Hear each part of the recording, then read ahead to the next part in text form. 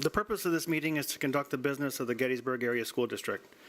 Board of Directors meetings and committee meetings are open to the public but are not public meetings. All school district residents who wish to make public comment should sign in prior to the start of the meeting and request to speak during public citizens' participation.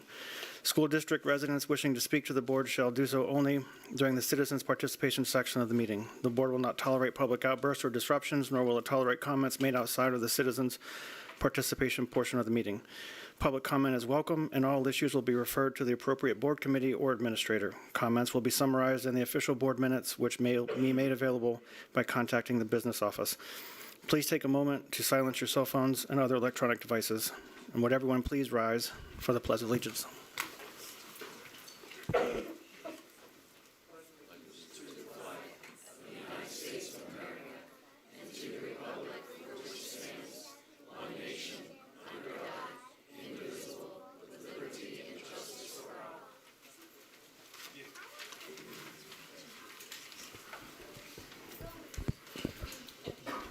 Brooke, all board members are accounted for with the exception of Ryan Morris, President Hassinger, and Amy Beth, which are all excused this evening. Notices and communications. We have quite a few groups speaking first tonight, so I'll let Dr. Perrin introduce them.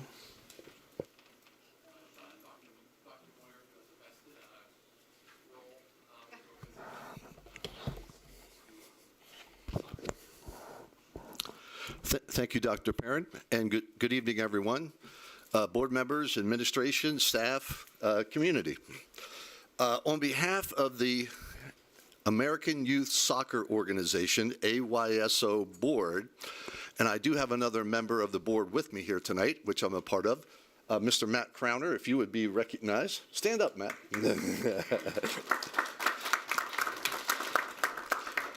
Similar to the school board, we're an all-volunteer board. We've been partnering with the Gettysburg Area School District for 40-plus years, and it has been a terrific partnership. We currently have 440 students that are active in our program, mostly here during the week, and on Saturday morning here at James Geddes, you will find about 500 of us out there in the fields that we use. I do believe that this is a wonderful program that keeps kids active, and it keeps us away from all that screen time that I think kids probably get a little too much of these days. And also in the light of childhood obesity and all these other things, it's just a real win-win situation for the community, the school students, in addition to being a strong feeder program for the school athletic programs. Special thanks to Josh and the Buildings and Grounds group for keeping the fields in such great condition for our kids to be able to play. And as a small token of our appreciation for the great partnership that we have with the school district, we annually usually give a donation to the school district to defray some of the costs to maintain those facilities and whatnot. So tonight, I have with us several members of our participants of our AYSO program to present to Dr. Perrin and the school a check for $7,000 tonight. If you would come forward, everybody. Go up there, right there to the middle.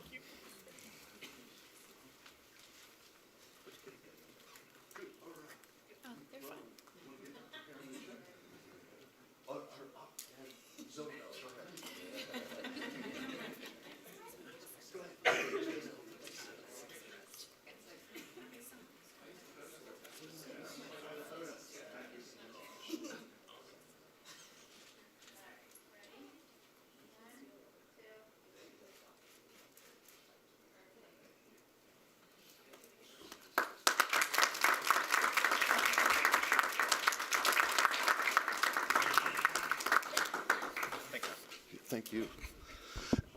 That concludes our part, and I would just hope that we can go for another 40 years soon. Students, you're welcome to stay for the rest of the meeting if you like.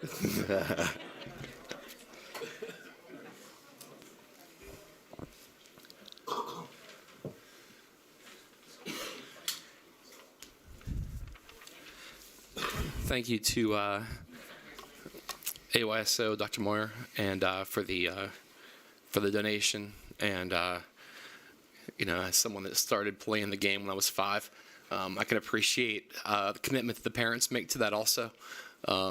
Someone's got to cut up the oranges, right? Yeah, absolutely. Our second group tonight, we have the high school Key Club. So let them share a few words about what they do. Good evening, everyone. I am the current president of Key Club. My name is Ryan Benedict, sorry. A little bit about me. I'm highly involved in the JRTC unit, believe strongly in community service, and that's why I'm a big part of the Key Club. Our members are, or our advisors are Miss Roper and Mrs. Bennett, who couldn't be with us tonight. Hi everyone, I'm Olivia and I'm a sophomore at the high school. I'm mostly involved in TSA as well as Key Club, and I'm our vice president. So to get into a little bit about what Key Club is a community service club, and it's served at the elementary, middle, and high school levels, as well as college. At the elementary level, it's called K-Kids. At the middle school, it's called Builders Club. The mission is to pretty much serve the community through various volunteer opportunities, and in the sense of community, the community of Gettysburg as well as our school community. And we really like to emphasize how by helping other people, we're also helping ourselves. We're improving ourselves and developing leadership skills within ourselves. For membership, this year we have about 40 members, and members have until the end of the summer to get their hours. Key Club, as an international organization, requires 40 hours, and that can be created and obtained by community service in the school, outside of school, as well as donation hours. Last year we had 50 members. And before COVID, we had about 100 members. And so we are currently working on increasing our membership, to get back to pre-COVID numbers. One way we're doing this is by a recruitment party that we did prior to COVID. So we had teachers recommend students, and those students got a letter during their homeroom saying, your teacher recommended you for Key Club. This is what Key Club is. Come to our party and see what it's about. At this party, we'll have games, and the officers will all be kind of talking about what Key Club is and what we do as officers. And our goal would be to become more prestigious and more well-known, if you will, as a club like NHS. So get that increased membership and get that level of skill that you have throughout other higher organizations and higher clubs like TSA, NHS, and all those different organizations. All right, so I just wanted to finish off talking about some of the events that we participate in. So we kind of have two sections. One of the main focuses is a lot of the school events that we have going on, and that includes all of the schools, not just the high school. I know we do a lot with the elementary schools as well. Last week I participated in the mini-thon. We helped the middle school with their mini-thon. We ran some of the carnival games and stuff that they had, which was pretty cool. I helped with the swim team, which was really cool because I know myself and some of the other members, we don't normally go to the swim meets, but it was cool to be able to go see what some of the other activities that go on in our school. So that was really cool. One thing we like to do is the babysitting for the PTO. I know I'm going to be doing that tomorrow. It's one of my favorite events. At the beginning, when I first went there, it kind of seemed like a long event, kind of dragged, but now it's one of my favorite things. It's really rewarding getting to work with them and just spending some time with them. It's pretty enjoyable. So that's one of the main focuses is the school events, but we also do a lot of help with organizations outside of the school. I know one thing we work with is the YWCA for their Nearly New sale. We get a lot of hours through that. We do some bell ringing, help with Toys for Tots. Coming up, we got the flags across Adams County. Some of our members are going to help place flags out at the high school, which is really cool because it's a project I really believe in. It's a great display for the school to have at the end of the school year. It's a bright display on our grass. So I think it's really cool. We also do monthly service projects at our monthly meetings. Some of the ones that we've done so far are cards for veterans that we gave to veterans at our Veterans Day breakfast run by the JRTC. We have baked cookies for all the cafeteria staff and all the custodians, bus drivers, and teachers, and the admin, I believe. We also have been creating some displays. We had a display for Women's History Month, and then we will be creating a display for mental health awareness this month. Anything else? Any questions for Key Club? I don't have a question, but just wanted to say thank you for the service that you guys do. You guys work with a lot of not only organizations and clubs in the school, but organizations in the community. So just wanted to say we're proud of you guys and thank you. Thank you for your time. Thank you.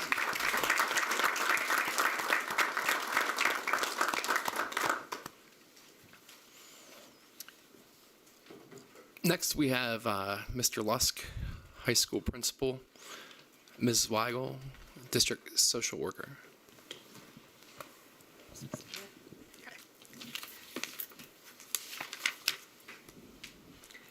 So, sorry, close enough. Over the last 4 years, we have seen an increase in some of the hardships and events that have been happening to our families and our students, particularly in the high school. So I wanted to start with just giving some statistics to everyone. I don't want to read over everything out loud for you. I do want to point out, though, that the second column is the services from our student assistance program. It says 112 students. Those are just the students who were evaluated by our SAP teams, not all the referrals that we would have. We have many, many, many more referrals that come in for the high school, well, for every school, but for the high school in particular. So just out of those students who were evaluated, 43% reported last year that they were having current or past suicidal ideation, and 9 reported a history of that. From talking to some members in the community or community organizations, we found that out of 890 mental health emergency room visits, 220 of them were adolescents. So there's definitely a concern regarding our students and their mental wellness and what's going on. I also put up the PAU survey. You can find that information online as well. I don't feel like I need to go over that. I think you guys can read that for yourselves. So Mr. Lusk, the other administrators, the counselors, and myself have been talking about and researching and trying to figure out what would be the best plan of action to try to find something to help our students and help our families and our parents and just our community as a whole. And what we have come across is Hope Squad. Go ahead again. So Hope Squad is a school-based peer-to-peer suicide prevention program. It is prevention, intervention, and postvention. The peer-to-peer involves students instead of just the adults in the high school and in the community. And you can see the goals there are to encourage the mental wellness, create a safe school environment, and promote connectedness. Again, between students, between teachers and students, between community and parents and school. So how does it work? So students are nominated by their peers. They pick, let's say, 3 to 4 peers that they feel they could talk to about anything. And we go through the classrooms and they each write down these 3 peers. We look at that information. We kind of figure out who has the most, I don't want to call them votes, but who comes to the top of the list. From there, we would have a parent-student meeting. We would tell them, we'd send a letter out saying, you've been nominated to participate in Hope Squad. We would like to talk to you a little bit about what this is and see if you're interested. Again, that meeting is for parents and students. Parents need to agree to have their child be a member of the Hope Squad. And I think that's very important because, again, we're trying to connect parents and community with our students and our staff, not just the students. From there, students would receive training on things such as warning signs of suicidal ideation, or bullying, things like that. There is a curriculum. It's very curriculum based, and the practices are evidence based practices that we would be talking about. There are partnerships that we have made within the community, as far as, again, like True North, who is our SAP liaison, Wellspan, and Healthy Adams County. Wellspan has actually provided a grant for us to be able to run this pilot program in the high school. And again, it would be students, staff, community support.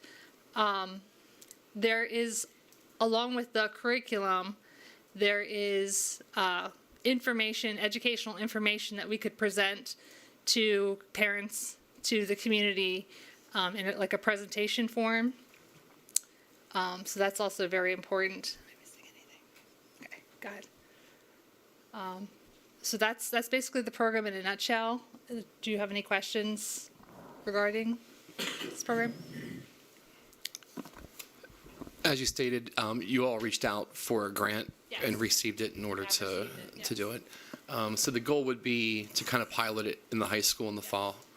And then, depending upon how that goes, secure future grant funding, and perhaps wherever it's developmentally appropriate, given the program and its goals. Correct. I know that you've had an intern Yes. this year, and you don't get a true internship experience until you've attended a board meeting. Would you like to? She's been wonderful in helping us research programs and also included in this discussion. Would you like to introduce her? Sure. This is Rachel Hasty. She is an amazing intern from Shippensburg University. She's graduating on Saturday, yes? With her bachelor's in social work. So she's done a lot of work for us. Jennifer, not a question, but just a couple of comments. I really appreciate you following up with the data that's here. That's really important for us as a board to see, looking at cost-benefit ratio and so on. So thank you for that. I've also heard many good things in the community about you personally and the efforts and your interventions with our families and kids and so on. And certainly we're not, we're a reflection of society and what's going on there. I would just say I do believe, and I would encourage the board to support this program. There's a strong research base behind peer helping programs, not just at the high school level, middle, elementary level, and so on. And I know we have other programs across the district, but this sounds like a step in the right direction. And just want to say a big thank you for your efforts. Thank you. And that's one of the reasons I just want to point out that we decided on this program, because it is peer-to-peer, but it's also very research-based. It's been used in other schools across the country. This is not something that we've been talking about this for a couple years. Yeah, obviously, student struggles are nothing new. Unfortunately, we've seen those struggles result in the worst of tragedies on occasion in our building, and that's not unique to Gettysburg. This just to follow up with a couple points. This does kind of coincide with some trainings that we'll be doing with our staff. There's a model QPR question: persuade, refer. It's a simple model. Essentially, QPR is to suicide as CPR is to cardiac arrest. It's not meant to fix or cure, just like we wouldn't expect students to become therapists or counselors. We wouldn't expect teachers to become therapists or counselors. We want everybody in our community to recognize when someone needs help and be able to steer them in the right direction. I'm going to point that out too. I just want to point that out quickly. Sorry, I don't think I said this, but we are also not expecting our students to become therapists. Their goal of being a part of Hope Squad is to become a friend, someone who is just knowledgeable and can get that person. It's the same kind of thing, like you said, question, persuade, refer. Their goal is to just be a friend to this individual if they see changes, because unfortunately our students are ahead of the game as far as what they see and what we see, and then bring them to the counselors, bring them to the Hope Squad advisors, myself, to Jeremy, to get help and to talk to us about what's going on so we can help them.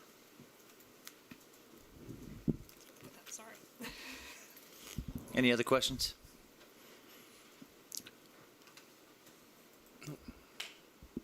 Thank you for coming in this evening and presenting. Absolutely. Yep, thank you. And just a couple other quick reminders. Just a reminder that this Friday is an early dismissal on the instructional calendar. 11 a.m. secondary, noon elementary, and approximately 19 instructional days remain with a lot to get done in those 19 days. So thank you.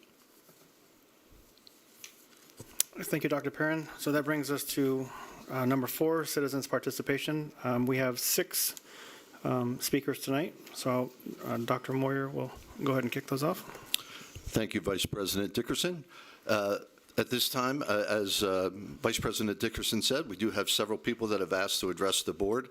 Just a reminder that this is typically not an interactive time, but if there are questions that we can respond to, Dr. Perrin and his team will follow up in the near future and hopefully provide you some answers to your question and so on along the way. So we'll start with Mr. Alex Hewitt. And then finally, just a reminder that we're asking everyone to limit their discussion to about 4 minutes or less if you can. Good evening, Board. How's everybody doing? I am here 2 issues. One issue, I am part of the Occupational Action Committee for the Horticulture Program, and last week I proctored the NOCTI exam, and it was brought to my attention speaking with Mrs. Scott about schedule change pertaining to the high school, that they're cutting out a period and moving that time around for others, for other periods. I feel with conversation that she didn't know what classes, because the horticulture program, along with other career and technology programs, I'm sure this is going to be a negative effect, I feel, on in my opinion, that it could affect juniors and seniors that have had options of like landscaping per se, and that class might not be offered. She didn't know what classes were going to be offered, that it was going to be a conversation that she's going to have. And I feel that that the forethought through this process, however, it might be a positive to give like math classes and English classes, more time to offer teaching. I think it's going to negatively impact the career and technology programs, and I feel that a conversation needs to be had about that, how that is going to negatively impact them. And it's not only the horticulture program. I've had a conversation with a parent also that is concerned that it's going to impact the music program, and that you're taking away a period where kids could possibly had an opportunity to take music or horticulture, and now that's being taken away. So I feel that needs to be discussed. And if Mr. Lusk, if you got my email, if you want to email me on that and have a conversation, I'd be more than happy to take you up on that. Secondly, I might be a little bit late to the game on this, and this might offend some people that are watching this and in the audience. However, we have held board members accountable for actions in the past, and based on an article in the Times, March 24th, that stated Ms. Hodges was booted from the Republican ballot for misrepresentation. And then I think a couple of days later, she was booted from the Democratic ballot. I feel, question raised. What else has she been misrepresenting here? And now I'm not saying that she has, but it just raises some questions. And I would think, that we had a Good Samaritan file the petition, and it was brought for a judge, and the judge booted her from the Republican and Democratic ballot. I was waiting to see if anybody else would, step up and demand further action. It's been about 4 or 5 weeks, so here we are. So with that being said, you are either 3 options here. You either don't care, B, you care, or you don't, you care, but you are afraid to speak up, or if you don't really care and you don't see any problem with it, you're part of the problem as well. So if you're afraid and you think further action needs to be met, but you are afraid to speak up, I'm going to be your voice right now. Ms. Hodges, I'm demanding that you step down from the school board based on the actions from that is stated in the Times article, March 24th. Gettysburg, if you feel this way and you are afraid to speak up before, I have opened the door. Let your voices be heard. That's all I have to say. Ball's in your court, Ms. Hodges. What are you going to do? Thank you. Have a good evening. Thank you, Alex. And I believe our next public speaker that has requested is Mr. Fred Rainbow. Fred, am I pronouncing your name correctly? Thank you.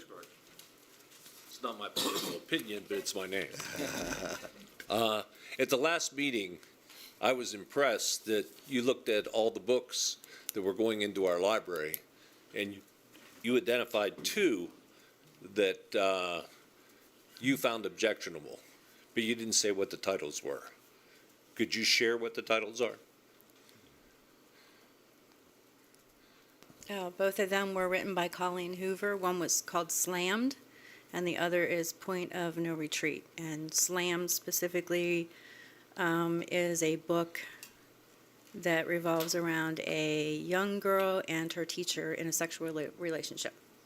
Super, thanks. The other things, Superintendent, you said that the books that go into our library are provided by a service. Couple of different ways that they can enter the library. One, we belong to several, library services, and they provide titles for our librarians to consider. They also, through their library association, school library networks, become aware of. But the librarian has the choice of picking the books? The department head would put that together with the other librarians. Okay, thank you. Those are the questions I had. Thank you, Fred. Next, we have Fred Salick.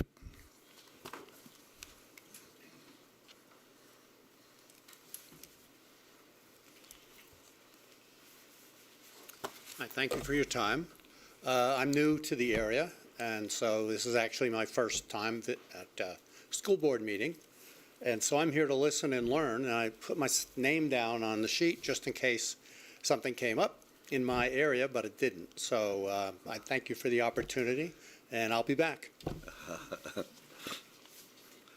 Fred, you got to be careful about putting your name on a sheet. Next, we have Mr. Mike O'Brien.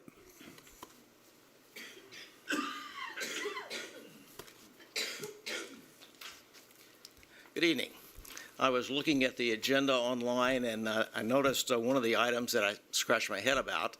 Item 5.4 is the approval of a settlement agreement. Without disclosing any personal information, when you get to that item, would you please explain to the public and the taxpayers who are paying for the settlement how much the settlement is and generally what it's about?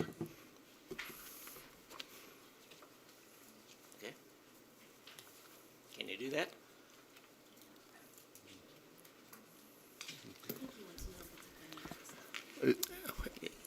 It's not a financial settlement. We do agreements with parents regarding discipline. Regarding discipline. Okay, so it's not a financial. No. Okay. Thank you. Yeah. Thank you, Mike. Mr. Bob Stillwell.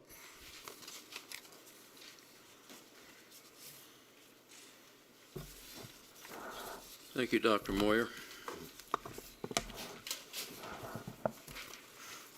Mr. Vice President, as this board knows, I read the GASD audits when they are finally available, and I just got through reading the latest one. How many of you have read it? Not just glanced at the executive summary, but really read it. Show of hands. 3 hands. That's commendable. then you already know what I'm about to tell you. As the board of directors of this enterprise, you certainly want to know how well your CEO/superintendent is managing our taxpayer dollars. I was initially pleasantly surprised that for once in the last 10 years, the unassigned fund actually fell within the legally required 8% of total budget expenses. Then, reading further, I uncovered where they tried to park the rest of the money that you might not find it. If you've read the audit, then you know where it is too. Why have I heard no complaints about it from any of you, at least the 3 that have read it? Assigned funds, never used by GASD in the past except for management reserve, which was never spent, are now sprouting like dandelions. Assigned funds, of course, can be unassigned at the board's whim and used for anything whatsoever, so they're really not anything different than the unassigned funds, are they? Let's see, there's $2.45 million for the usual budgetary reserve, unspent again, $250,000 for cyber school costs, $500,000 for capital improvements, another $500,000 for technology improvements, $750,000 for future borrowing costs. What future borrowing costs? You get the idea. Why aren't these supposed expenses contained in the budget lines where they belong? Oh, and then there's $1 million for future medical costs. Didn't I see in the latest budget presentation a medical variable of about $1.1 million? Surely in the next budget presentation, we'll see that that $1 million in the assigned reserve for medical costs will be applied to eliminate that variable.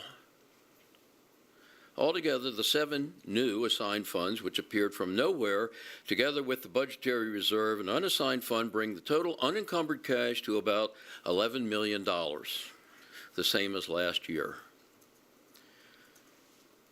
And we are hearing foreboding hints of the need for a tax increase.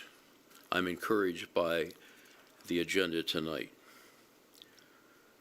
Hopefully, you will not repeat your mistake of last year to inquire of Dan Mao the projected state budget increase you should expect, and reduce the local revenue required accordingly, and of course your tax increase demand as well, if there is one. After preaching to this board for years to no avail that no tax increases were needed, I was encouraged that Mr. Dickerson's motion at the last meeting to demand the administration produce a 0% tax increase budget. Must be an election year. The Pennsylvania Auditor General, Tim DeFore, recently released a report on his audit of 12 school districts. His conclusion, and I quote, "School district administrators are playing a shell game with taxpayer funds by moving money into reserve accounts to allow them to make a case for raising property tax rates." It's almost as if GASD had read DeFore's report before he even wrote it. This school district could be the poster child for that report. In a remarkable moment of kindness, DeFore called the process he ferreted out not transparent. I call it deceptive, even deceitful. So what's next? First, I demand that the board exercise the fiscal and fiduciary oversight it was elected to fulfill. It can start by insisting the administration adopt the 0% tax increase budget Mr. Dickerson so brilliantly requested, even though, given the $11 million in reserve, a tax rate rollback is probably in order. Second, you must challenge the habitual overestimates of expenses we have seen in years past and the unrealistic revenue estimates. You can find these on page 60 of the recent audit. And third, you must challenge the administration to trim expenses, waste, and duplication wherever it is. Then I believe you will be the oversight board we elected you to be. I will be putting the GASD on report to the Auditor General and the Department of Education providing them with incriminating data from past years that show a pattern of deception in the GASD budgeting process leading to unnecessary tax increases. I will make that letter public. Then I will turn my attention to a new effort in Harrisburg to eliminate school property taxes forever across the Commonwealth. Then at last, this school district and the 499 others will finally have to live within its means, crafting a budget that adjusts expenses to the revenue available instead of the other way around that we have now. How refreshing that will be.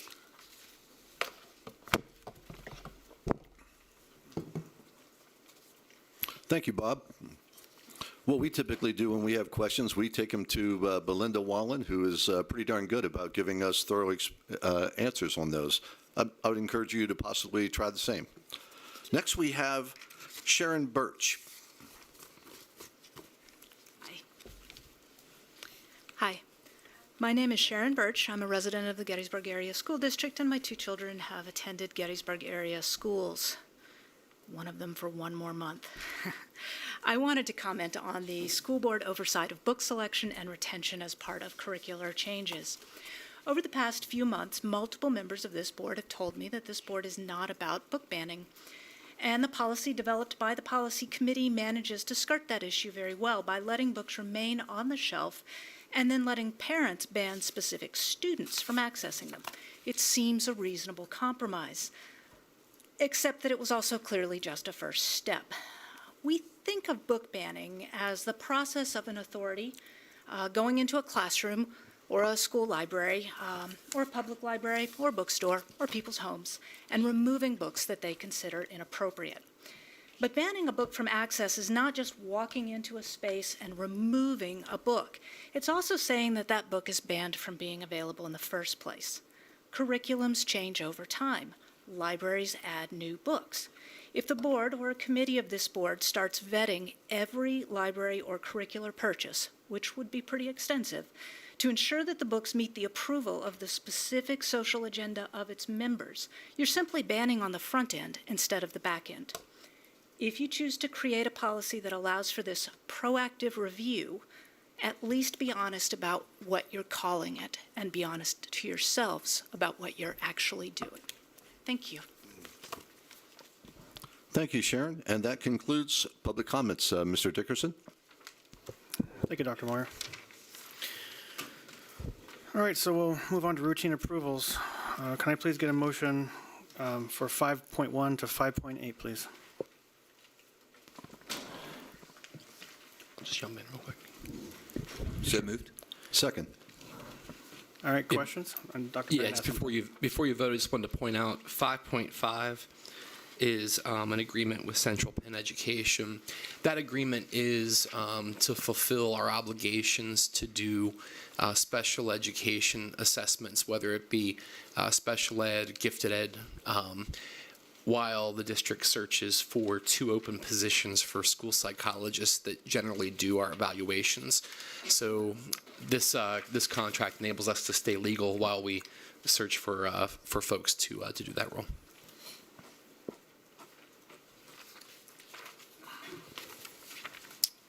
All right, any questions from the board?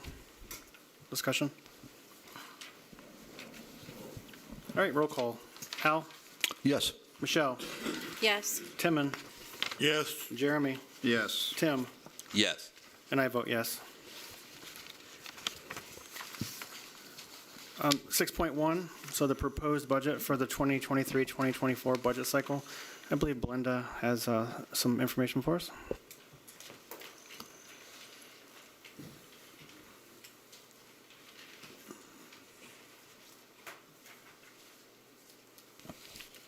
Good evening. So, of course, we're following up from our previous meeting concerning the budget, where, in fact, Mr. Dickerson did propose a 0% tax increase. So this evening, we are bringing before you a 0% tax increase and what we had to do that. So again, to review, at this particular point in time, we have approximately, this PowerPoint also will be available on the website then, of course, tomorrow. But we have approximately revenues of $69,404,385, with local being $47,240,662, and state sources of $21,162,513, along with the federal sources of $979. So overall, it's a 2.7% increase without using the assigned funds. As mentioned a little earlier, they're at the end of June of 2022's audit. There are several assigned funds that were set there for a purpose to use for a specific purpose into the future, knowing that we would need these funds to do so. So again, as in years past, we have a committed fund for PACERS. And so, of course, annually we do a calculation to find out exactly how much of that PACERS money we're going to pull from that. So it's not whatever the increase would be is, of course, then offset by a revenue. So the following items that are listed there are just to state, for example, any use of assigned or committed funds is actually revenue coming in to help support the revenue of the proposed final budget. So follow to that, of course, is the use of assigned funds. The budgetary reserve is $1.5 million. New to the schedule is the assigned funds of capital projects of $500,000. We have the GASD cyber, which is $250,000, and then following with medical of $500,000. And like our audit did state, we reserved $1 million for future medical costs.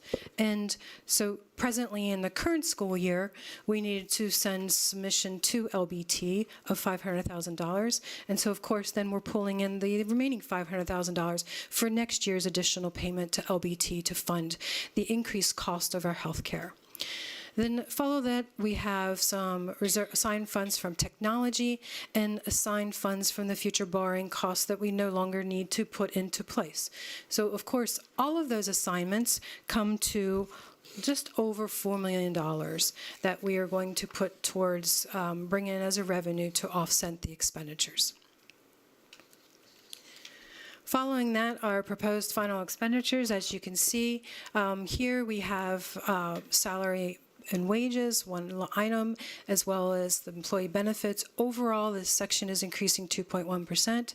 It is not a large increase this year simply because, of course, 11 salaried positions are coming out of the budget in terms of ACTI's own independence. And so, but it's also mirrored with the increase of healthcare coverage in the employee benefits section. So overall, then, of course, 2.1%. Yes, 2.1% for salary and benefit increase. Normal contractual increases range to probably about 2.925% and or slightly higher. The salaries also include, for our classified staff, bringing the minimum up to $13.75.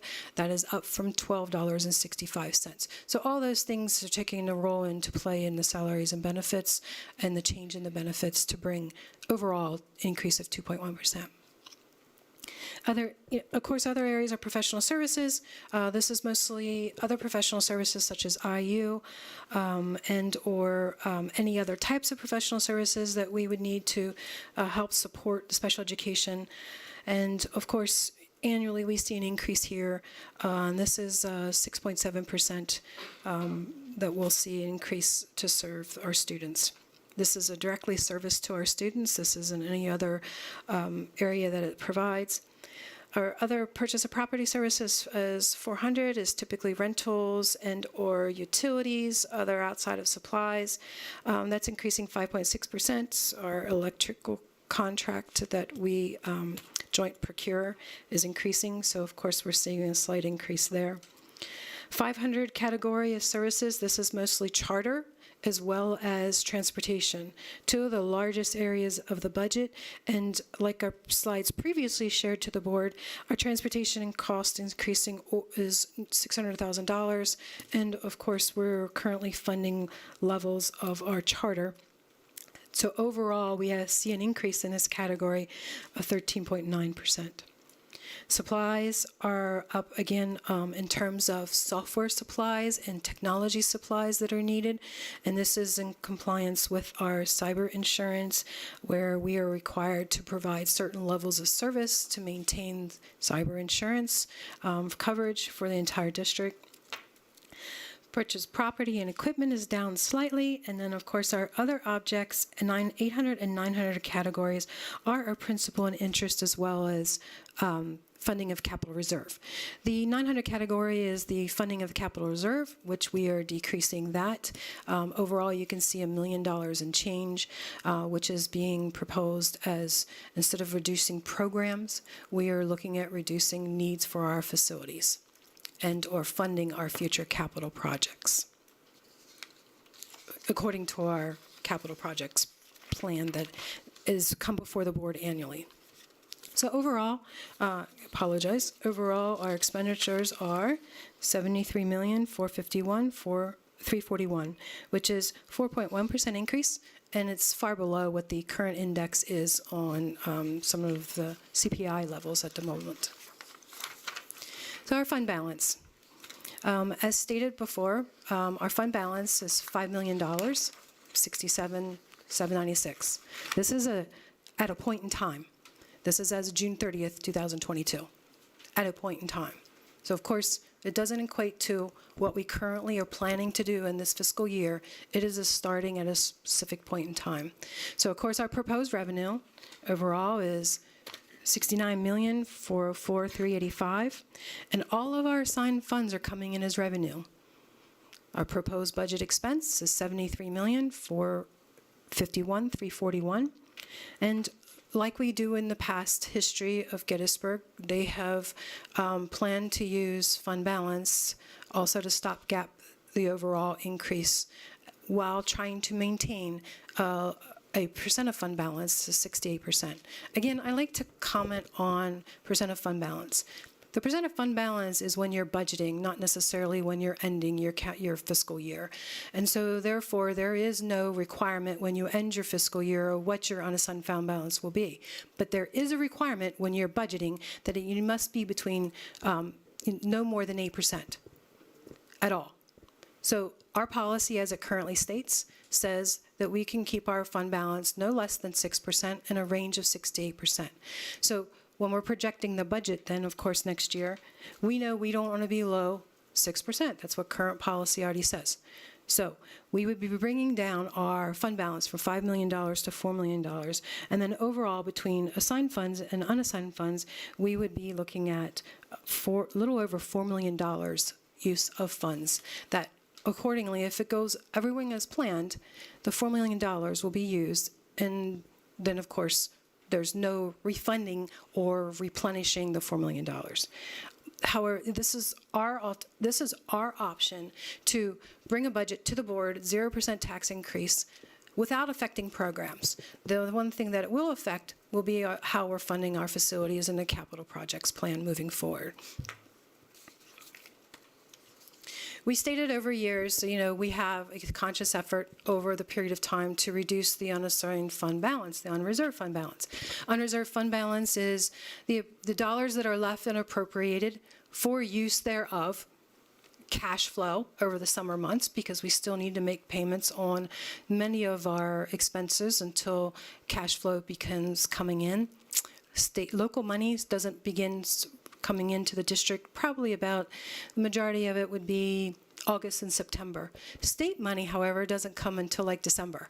So, of course, initially where we indicated that we were going to use $4 million, have sitting in unassigned, that's really going to be used as cash flow over the summer months, because our payroll will be about $1 million, our bills and our payroll will be about $1 million or more July, August, and September. So that is going to be utilized for cash flow. So it's not something just sitting there accumulating. It's actually going to be used, and then as our revenue comes in, then we're, of course, creating cash flow projections so we can put those funds out to gain interest and to pay our bills according to our timelines established for accounts payable as well as payroll dates. So over the years, we have been effortlessly trying to reduce the unassigned fund balance, because that's the true measurement of the only account that is measured in terms of fund balance for the state.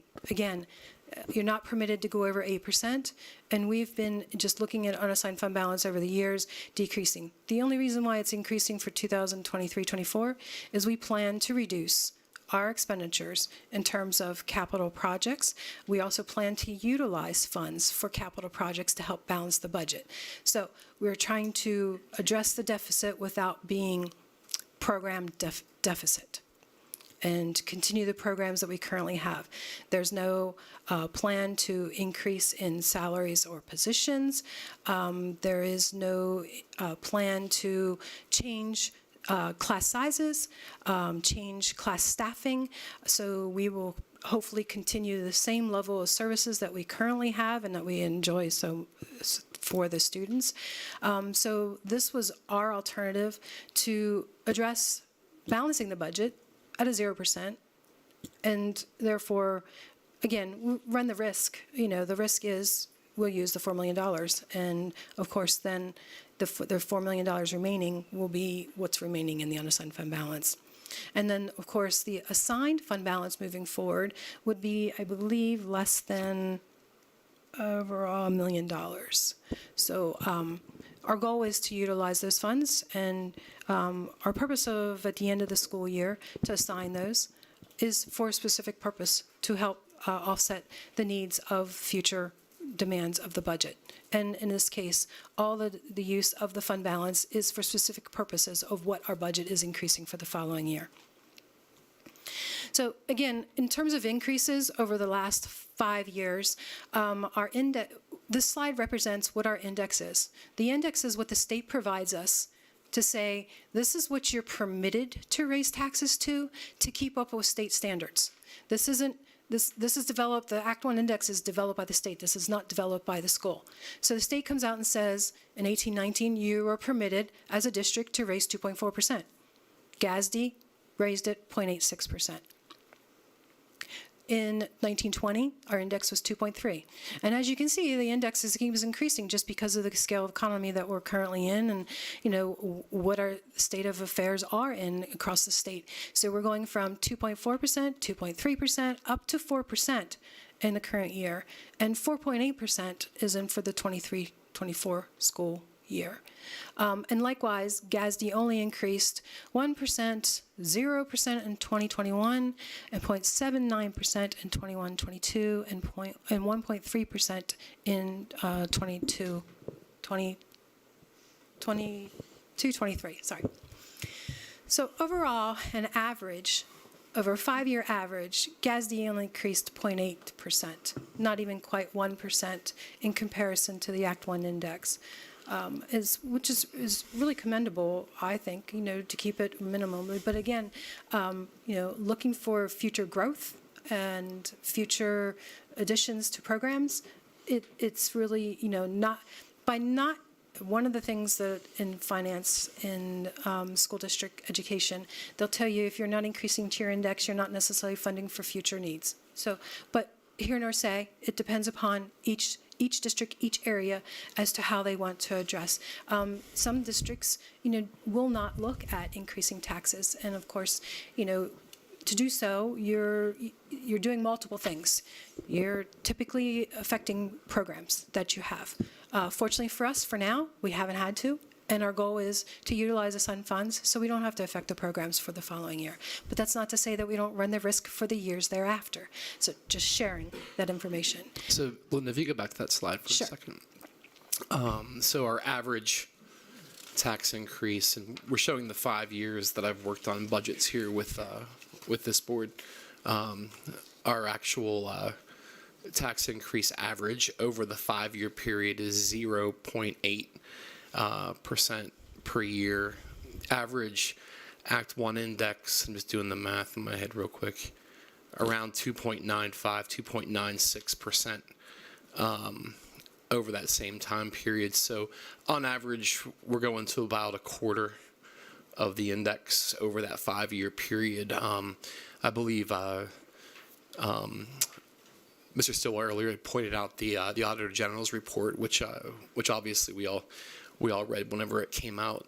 If I'm not mistaken, Belinda, wasn't there general concern mostly about the districts that were increasing unassigned fund balance and going above the index? Is that correct? Yeah, those identified in that audit that had come out, those were districts that had proceeded with a not doing the preliminary resolution to not to exceed the index.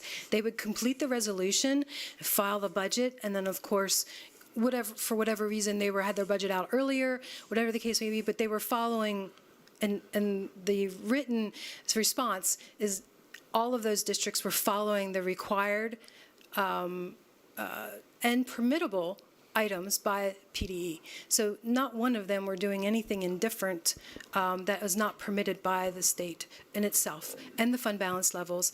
And so therefore, they were all acting in place, and all the rebuttal that was provided is available in that report.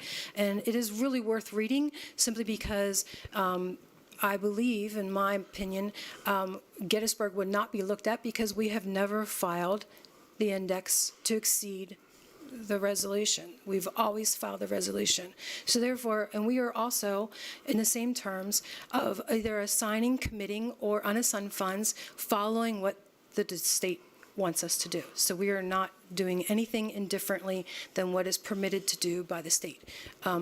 If we were to do so unnaturally and or intentionally, we risk losing state subsidy, is really what it is. So your previous slide showed that over time, unassigned fund balance is decreasing at the same time that we're taxing at about a quarter of the index, correct? That's correct. Thanks. So our next steps, of course, to the budget. First, I wanted to mention that we did not prepare a comparison of a 0% increase. I know that was requested at the last meeting, is to see a comparison. But in all reality, if we're comparing 0, I don't know what we're comparing 0 to. So, of course, we're not going to come out with additional options when we were, as administration, was focused to create a 0% budget. Next steps, we continue to analyze. As of today, May 1st, we just received the county's homestead farmstead numbers, but we have not received the state allocation. So we still have some work to do on the budget. And, of course, then our May 15th, we'll have our public hearing. We hope to have, this will be the same information in a little bit more detail. But again, we'll have a little bit more updated information. Some of the other items is that we, of course, with having a 0%, there is an option by the board if there was something in the budget that we did not permit and there's something that you want to add to the budget per se, as a board's directive, you still have the option between the proposed final adoption of 0% to the very end of the budget. It's not typically done, but it does occur, and it has occurred across the state. So in other words, if you file a proposed final budget tonight at 0, it doesn't necessarily mean you're locked in to keep it at 0% if there was something that you wanted to add to the budget that we had not included. We're locked into the index. We are only locked into the index of not exceeding the index, so you could go from 0% up to 4.8% if you so choose. Don't believe that's what the board's options are and or decisions that will be, but I'm just stating that that you do have still opportunity, and I'm not sitting here to recommend that at this particular point. I'm preparing and presenting a budget to you at 0% as what we were asked to do. Some other areas of risks that I would like to share with the board. While ESSER has been great to us, overall between ESSER 1, 2, and 3, we have infused nearly, if not all, we're still working with ESSER 3, but it was $8 million that was infused to the Gettysburg Area School District. $8 million that we're told that we're not permitted to spend other than a one-time use. So far to date, our 1 and 2 have been completely taken care of, and we're working on 3. That's about $5 million. Out of that $5 million, I would say that at this particular point in time, we have about $1.5 million of expenditures that we're going to need to determine whether or not we want to continue after ESSER is finalized. Those are areas such as Lakeside, neurological coaching, intervention, USA staffing, which is nursing, ESS, which is the behavioral supplies, some technology, some national inventors, summer enrichment for the students, cyber, some literacy, SAP services. While we are providing SAP services that are mandated by SAP, we are also providing additional SAP services. And of course, some cyber are additional costs as well. So there are costs that we have being provided that we will need to make a decision whether or not it will continue after '24. And right now, that's a value of a $1.5 million. So I only share that simply is because, there is going to be the cliff, and what that cliff looks like early on is at least $1.5 million. Also, additionally, I believe over the years, one of the things that Dr. Perrin had requested me to provide to the board is from a 5-year period look back from when our preliminary budget was done to when our final budget was done. We do take a look at these. It's not like we sit on these and not do any adjustments to the budget at all. But over a 5-year period from 18-19 to 23-24, we have purposely addressed $6 million of reductions over those 5 years in multiple areas. And we've still been maintaining the supply needs for district level budgets, that's supervisors and that's our building principals, of about at the current level what 16-17 was. So while we're capping those levels at pretty much 16-17 level, all the other areas are increasing. And so therefore, we try to look where we can each and every year, what we can change. A help of this past year, at the end of June, was the assignments. And so those assignments are help balancing our budget for the next year. That's not to say that it'll continue on. We could have assignments at the end of the June 23rd, but the assignments were meant for specific purposes, and so therefore our goal is to make sure that we're assigning those for specific purpose. One of the other areas in the capital reserve that we spoke about a little earlier, overall funding that capital projects plan that we have before the Facility Finance Committee. It comes before the board annually to approve those items. Those are items that are not necessarily raised to the level of bonding, as well as it just ongoing sometimes needs maintenance and repairs. That funding that we would do in the course of the budget, while most may not like to hear this, it saves taxpayers dollars. And why it does that is simply because it provides the ability to address capital projects that you are not planning to raise taxes with. You have a set millage aside, and those funds are being utilized. You're not borrowing banknotes. You're not providing, for smaller projects. It helps in the S&P rating. It helps in the commitment to the facilities. So while you want to be program rich, you do not want to be facility poor because that affects morale down the road. And it also helps in the bond ratings because S&P takes a look at your commitment to fund balance and commitment to facilities for continuation of services. And so the risk and rewards are there. I'm only sharing them at this particular point. You can take them from what they're worth.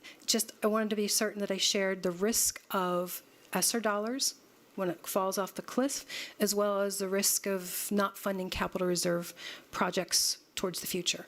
And we are still working towards getting a decision on the 2002 borrowing bond fund money, which we'll need to keep on our radar as well as we move forward to the next year's budget. So I think that is about all that I have worth to share. So our next meeting we'll be preparing the public hearing pretty much on the information that was shared, maybe a little bit more detail as well as an update to some of the revenue, and move forward with making those changes accordingly. Any questions? So Belinda, most districts I understand are budgeting for about 30 to 60% of what the governor's proposal was to the legislature. What is Gettysburg doing? We are doing 50% of the governor's budget. Gotcha. That sounds reasonable. We were informed that we will likely see the increase.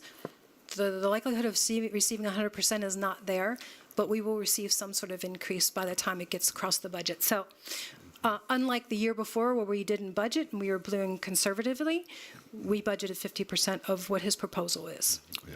Yeah. And as I've railed on cyber charter schools and whatnot before, it's interesting how we're held accountable to that 8%, but many of these cyber charters that have next to no overhead or facilities and so on have fund balances that are astronomical, 3 and 4 times the limit. Just seems like that's not a question for you. That's just a comment for me venting.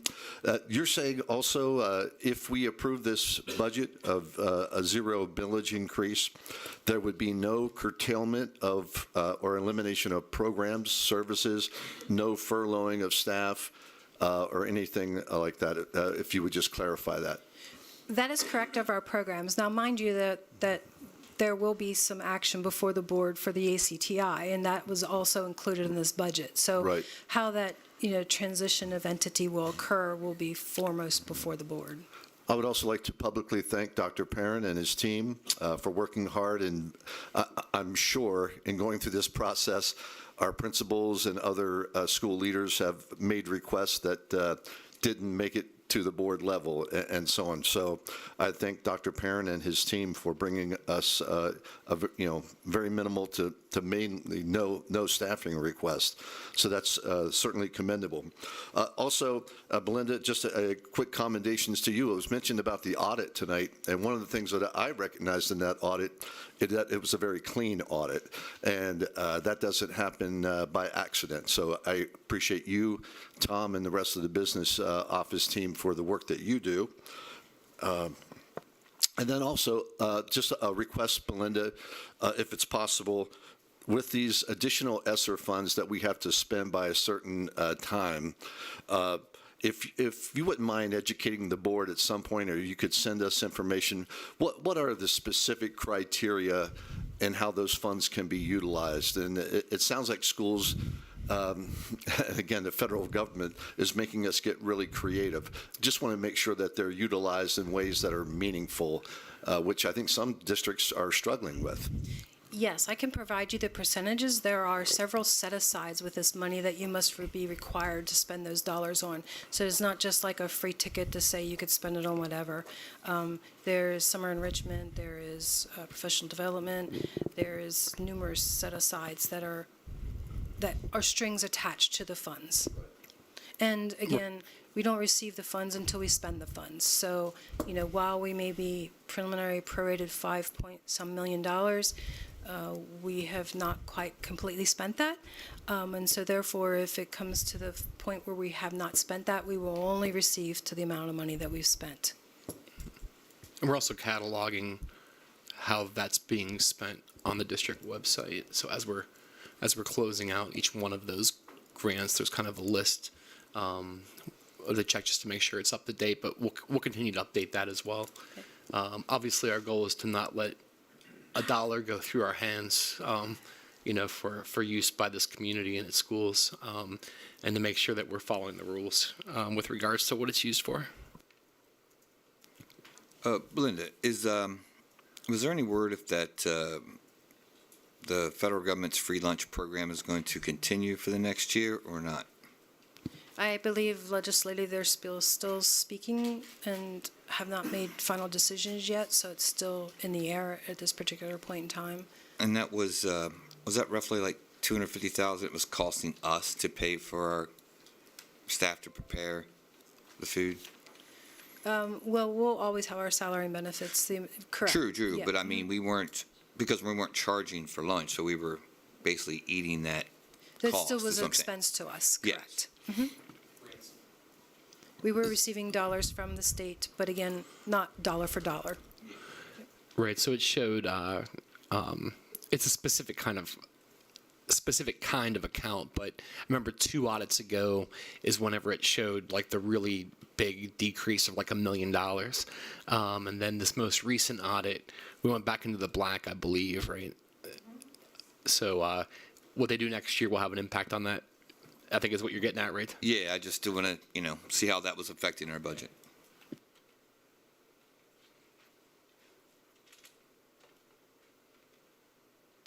Any other questions? Okay.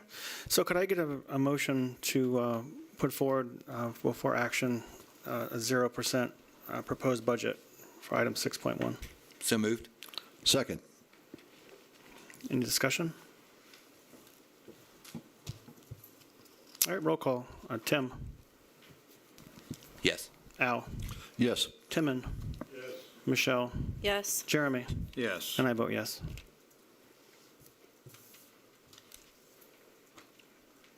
All right, so we're up for information items. Do you have anything?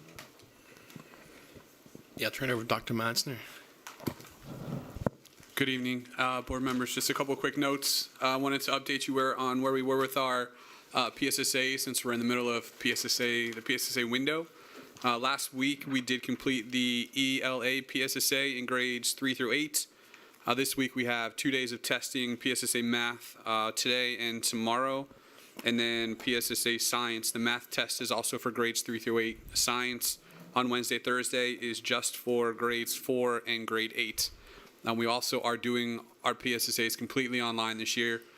Given a couple of very minor hiccups, everything's going very well, and we wish our students luck in their PSSAs. Second information item quick, the United Way's Give, Advocate, and Volunteer Awards and Campaign Victory Celebration was held on Monday, April 24th. During that ceremony, Lincoln Elementary School Counselor Amanda Staub was presented with the Advocacy Award for in the field of education. So we just want to recognize her and congratulate her on the award and thank her for everything she does for our students. Thank you. With the, did I hear you say everything with the PSSAs is online now? Correct. Will that help us? Will that improve the department's turnaround time for us? I don't know. It'd be great curious. if it did, but I'm not sure. I just always thought the earlier we get that information, the more we can utilize it in a meaningful way. It certainly saves time in having to box everything up and send it back when we're finished. It may increase the vendor's turnaround time. I don't think the department touches them.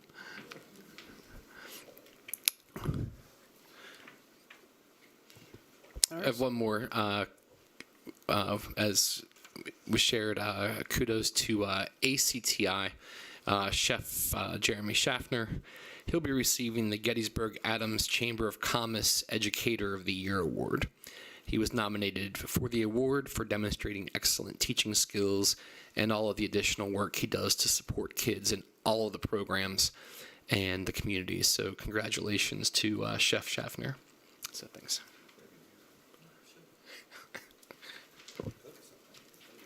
All right, Tim, any report for you from the FNF? Yeah, we met this week and just discussed the that study that's coming up for I always forget the term, Jason, for the population growth demographic study. Yes, I'm sorry. Discussed that, and then the maintenance shed roof will be coming up on the next agenda for informational item, I believe. All right, thank you. Dr. Moyer, do you have a legislative report tonight? No report this evening. Okay. And finally, the Policy Committee will convene on May 9th at 4 p.m. here in the Administration Building. We have five or so personnel policies up for review, and we're going to have a second look at the medication policy. So that's all we have for that. Calendar of events. Our next board meeting will be May 15th here in the boardroom at 7 p.m. All right, that's it. May I have a motion to adjourn? Motion to adjourn.